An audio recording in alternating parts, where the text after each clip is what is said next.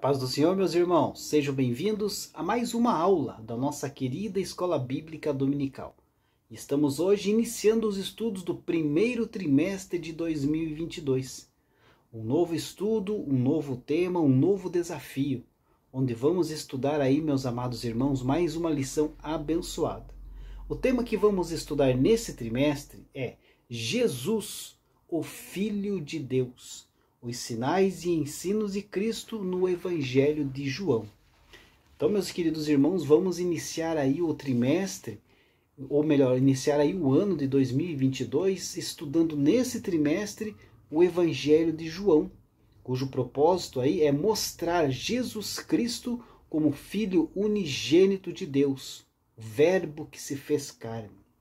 Veremos, queridos, que os escritos joaninos são aí essencialmente cristológicos e mais de 90% de todo o seu conteúdo é singular. Veremos também nesse trimestre que João apresenta muitos sinais, milagres aí que foram realizados por Jesus para que as pessoas cresçam que ele é o Cristo. Jesus operou e continua operando muitos milagres. Contudo, o maior de todos é a salvação mediante a fé e a graça de Jesus Cristo. Então, meus queridos irmãos, será um trimestre abençoado, repleto da presença do Verbo que habitou entre nós, cheio de graça e de verdade.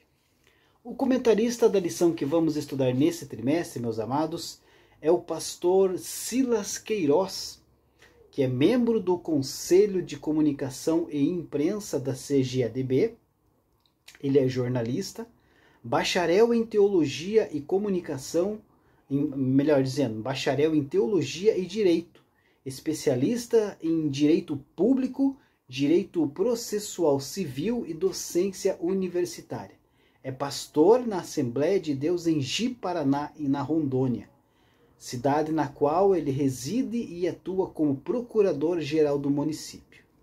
Então, meus queridos irmãos, quero te convidar a acompanhar esse trimestre abençoado, onde vamos estudar, e portanto, o Evangelho de João.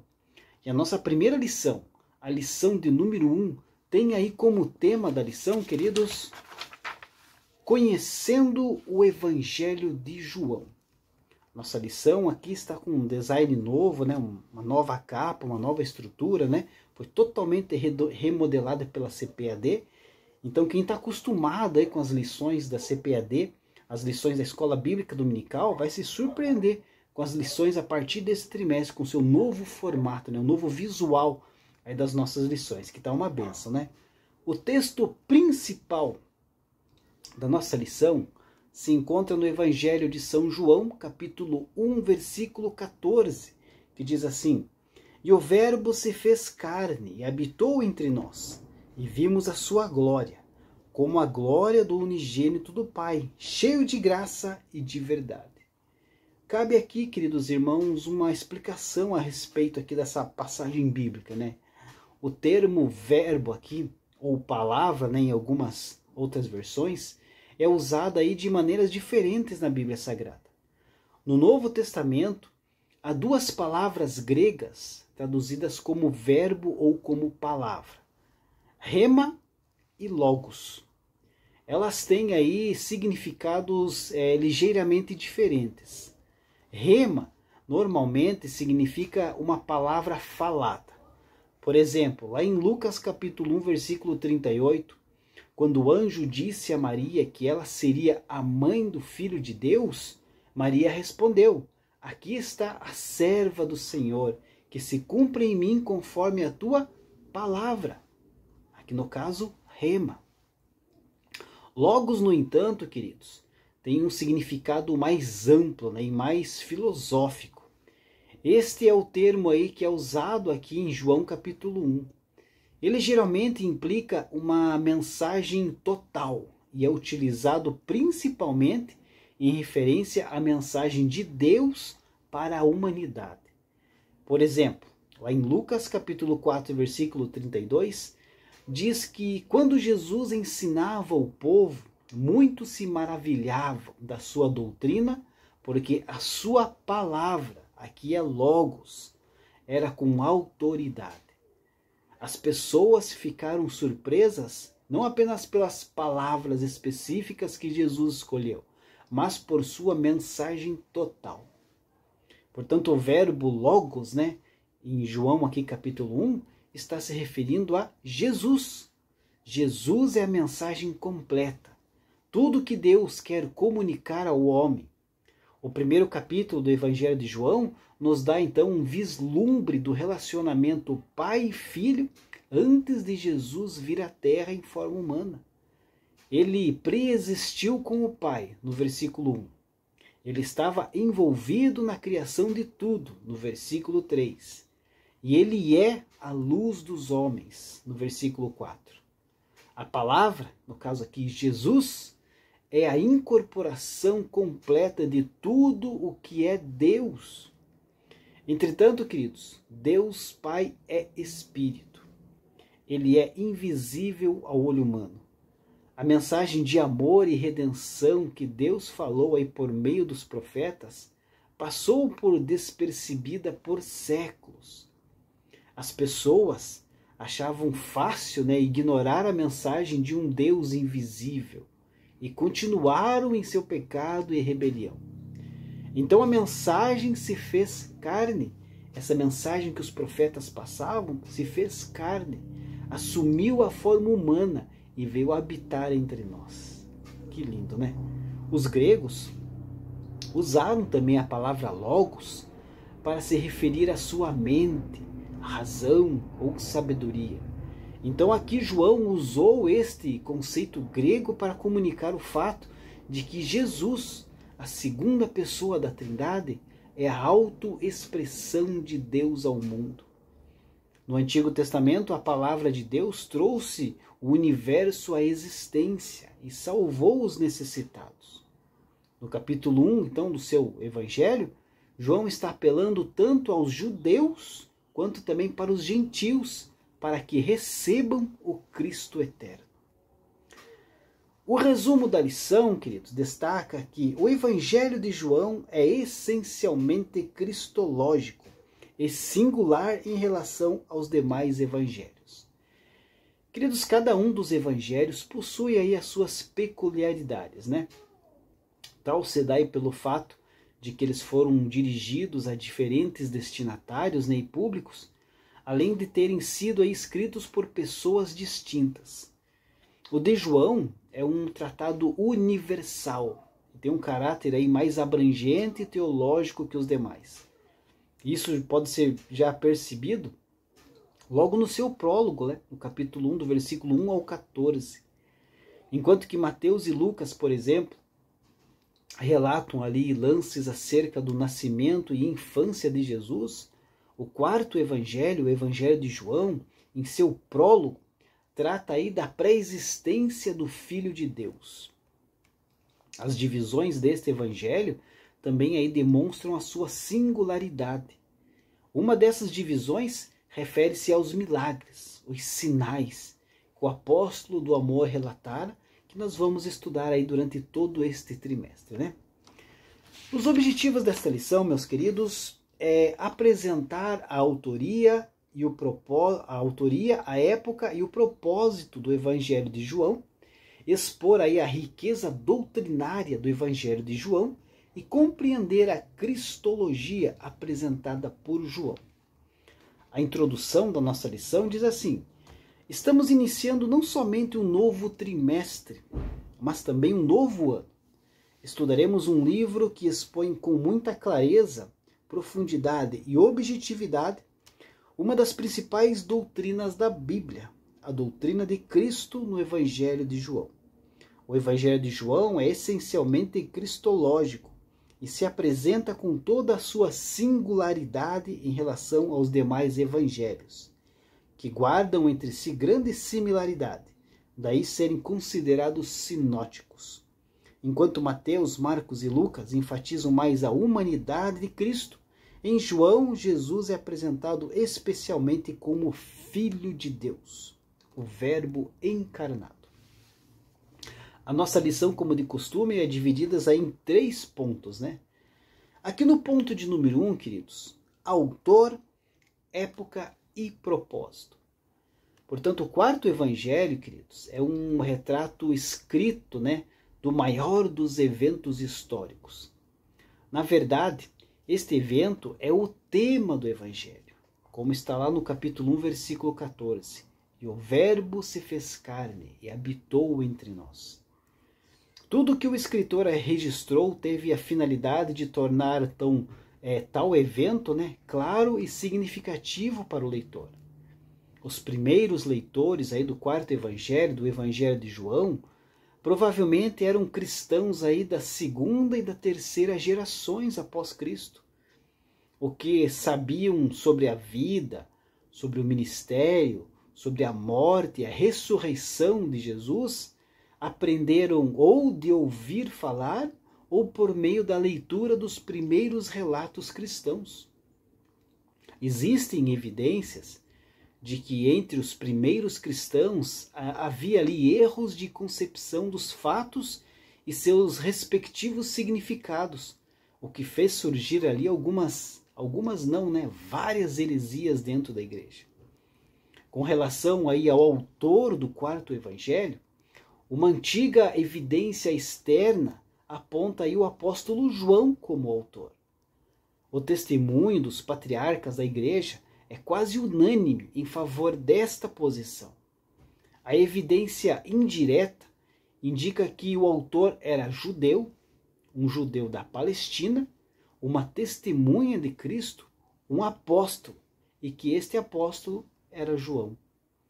Uma evidência interna direta não é em si conclusiva, exceto pelo fato de que está claro que o próprio autor testemunhou aí grande parte daquilo que registrou. Ela não será conclusiva se o nome da testemunha não for citado. E João escreve que o Verbo se fez carne e habitou entre nós, indicando que o Deus encarnado esteve entre aqueles com quem o próprio escritor estava associado. Então ele declara ser testemunha também da cena da crucificação. Quando o soldado perfurou ali o lado do Senhor, saíram sangue e água. O escritor então atesta o seu testemunho no capítulo 19, versículo 35, quando disse: "E aquele que o viu testificou, e o seu testemunho é verdadeiro." Sem apresentar o seu nome, o autor se identifica em sua conclusão do evangelho como uma testemunha.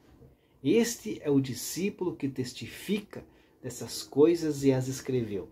Lá no capítulo 21, versículo 24. João era filho de Zebedeu, que era um pescador, e de Salomé. Pensa-se que era aí mais jovem do que o seu irmão, Tiago. E de acordo com João, capítulo 19, versículo 27, João aí cuidou de Maria após a morte de Jesus. Jesus entregou a sua mãe para João cuidar. Embora aí o nome do apóstolo não seja mencionado como discípulo de João Batista, há razão também para crer que ele era um dos 2 discípulos citados em João capítulo 1, versículo 35 a 40. Então, se este for o caso, fica evidente que o apóstolo foi primeiro um discípulo de João Batista e mais tarde deixou para seguir a Jesus, tornando-se um discípulo que dedicou todo o seu tempo a servir o Mestre. João também fazia parte aí do círculo íntimo de discípulos, juntamente com seu irmão Tiago e também com Pedro. Em várias ocasiões, durante aí a última metade do ministério de Jesus, esses 3 discípulos foram aí atraídos para um relacionamento mais íntimo com Jesus, muito mais do que os outros discípulos. Pedro e João foram os únicos a seguir Jesus até o lugar do julgamento. E somente João foi com ele até o Gólgota. Foram João e Pedro que correram até o sepulcro na primeira manhã de Páscoa. E esse apóstolo, João, é mencionado aí 9 vezes no livro de Atos. Ali, a sua presença ficou um pouco obscurecida, diante do destaque da liderança de Pedro. Mas o apóstolo Paulo o cita aí nominalmente como um dos líderes da igreja em Jerusalém. Agora, quanto às estimativas, quanto à data da escrita deste evangelho, tem variado aí entre a metade do século I até a metade do século II.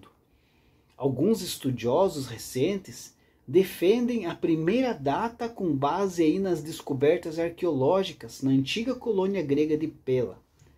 No entanto, queridos, tanto as evidências internas como as externas apontam aí de forma bastante consistente para uma data em torno do ano 95 depois de Cristo. Quanto aí ao propósito do quarto evangelho, é claramente declarada lá no capítulo 20, versículo 30 e 31, que diz assim: Jesus, pois operou também em presença de seus discípulos muitos outros sinais, que não estão escritos neste livro. Estes, porém, foram escritos para que creiais que Jesus é Cristo, o Filho de Deus, e para que, crendo, tenhais vida em seu nome. O segundo ponto aqui da nossa lição, meus amados,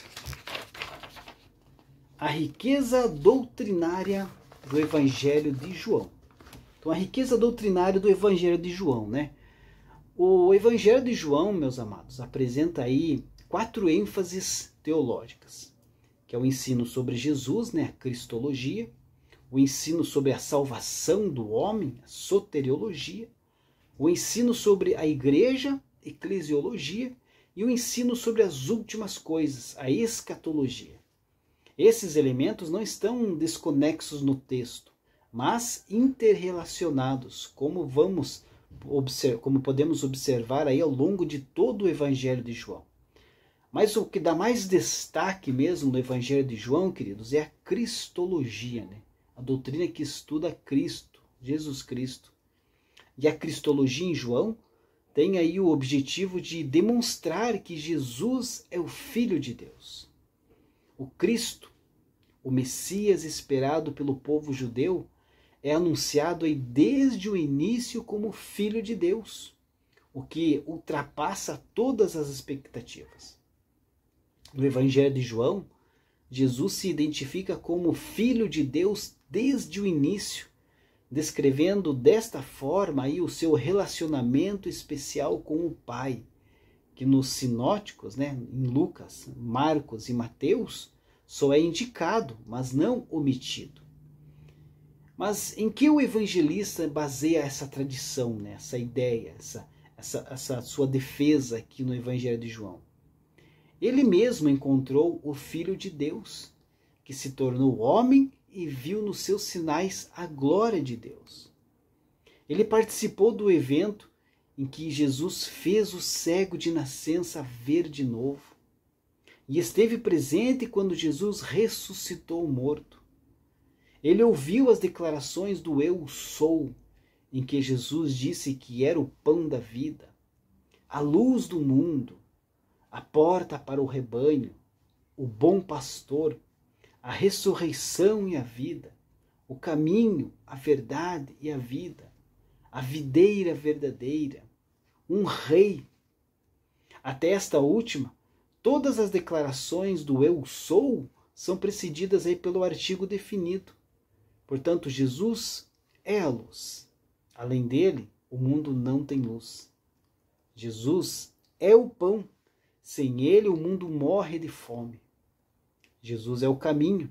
Não há outro caminho para Deus. Jesus é a verdade. Além dele, não há outras verdades. Jesus é a vida. Todas as outras propostas levam à morte. Ponto 3 da nossa lição, já partindo para o final dessa lição introdutória, cristologia, sinais, sermões e declarações. Então, durante aqui, ao percorrer todo o Evangelho de João, nós vamos ver aqui que João dá destaque, né, aos milagres de Jesus, aos sinais de Jesus, aos sermões de Jesus e várias declarações que Jesus deu ali durante o seu ministério aqui na terra. Porque João esteve presente, João foi testemunha ocular, João, como nós já dissemos aqui na lição, ele foi íntimo de Jesus.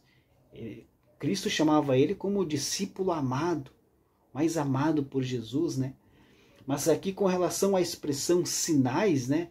Ela é utilizada por João com o claro significado de milagres. É emblemático que o apóstolo do amor, né, relate apenas 7 milagres de Jesus, formando aí uma seção em seu evangelho que é comumente denominada pelos estudiosos como o livro dos sinais. Na tipologia bíblica e para os judeus, o número 7 transmite a ideia de completude e totalidade.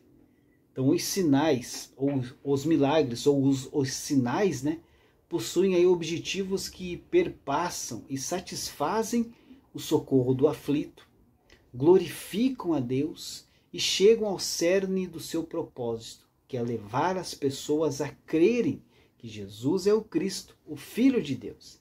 E para crendo, tenhais vida em seu nome. Este é justamente o objetivo do apóstolo do amor, ter aí relatado os 7 milagres em seu evangelho. Demonstrar a messianidade de Jesus.